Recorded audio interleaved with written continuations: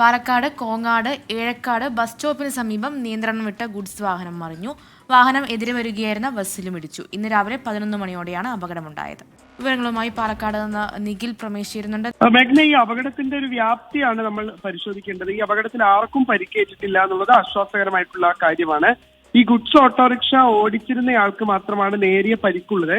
ഈ റോഡ് സമീപകാലത്ത് നവീകരിച്ചതാണ്. നമുക്ക് ദൃശ്യങ്ങളിൽ തന്നെ കാണാൻ കഴിയും. വളരെ വേഗതയിലാണ്, അമിത വേഗതയിലാണ് ഈ ഗുഡ്സ് ഓട്ടോറിക്ഷ വരുന്നത് എന്നുള്ളതാണ് നമുക്ക് കാണാൻ കഴിയുന്നത്. ഈ നല്ല റോഡായതുകൊണ്ട് തന്നെ വാഹനങ്ങളൊക്കെ ഈ റോഡിലൂടെ സാമാന്യം വേഗത എടുക്കാറുണ്ട്. അങ്ങനെ അല്പം വേഗതയിൽ പോയപ്പോഴാണ് ഈ അപകടം ഉണ്ടായത് എന്നുള്ളതാണ് മനസ്സിലാക്കാൻ കഴിയുന്നത്.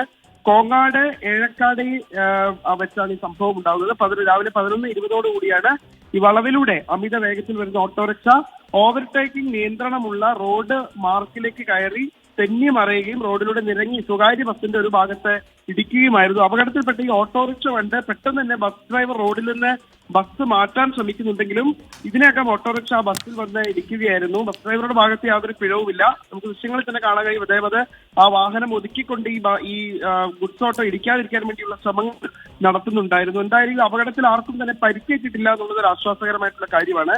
ഇത് സാധാരണ ആളുകളൊക്കെ നടന്നു പോകുന്ന പാതയാണ്. അതുകൊണ്ട് തന്നെ ആ സമയത്ത് അവിടെ ഭാഗ്യവശാൽ ആരും ഉണ്ടായിരുന്നില്ല എന്നുള്ളതുകൊണ്ട് ആർക്കും പരിക്കേറ്റിട്ടില്ല. ഈ ഗുഡ്സ് ഓട്ടോയിൽ ഉണ്ടായിരുന്ന ഡ്രൈവറുടെയും പരിക്ക് നിസ്സാരമാണ് എന്നുള്ളതാണ് ലഭ്യമാവുന്നത്.